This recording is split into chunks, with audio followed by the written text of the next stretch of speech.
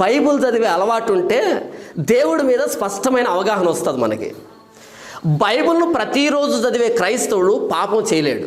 బైబిల్ను సంవత్సరానికి ఒకసారి ఓపెన్ చేసే క్రైస్తవుడు సంవత్సరం అంతా పాపం చేస్తూ ఉంటాడు. బైబిల్ ప్రతిరోజు చదివే క్రైస్తవుడు పాపాన్ని చేయలేడు, వాడి వల్ల కాదు.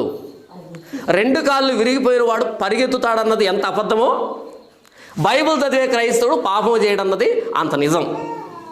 ఇంకొకసారి చెప్తున్నా, 2 కాళ్ళు విరిగిన వాడు పరిగెడతాడన్నది ఎంత అబద్ధమో, ప్రతిరోజు బైబిల్ చదివే క్రైస్తవుడు పాపం చేస్తాడన్నది అంత అబద్ధం. చేయలేడు. మాకు చదువు రాదనుకుంటారేమో, ప్రార్థనైనా చేసుకోవచ్చు. దేవుని ఎదుట మోకరించే క్రైస్తవుడు పాపం చేయలేడు.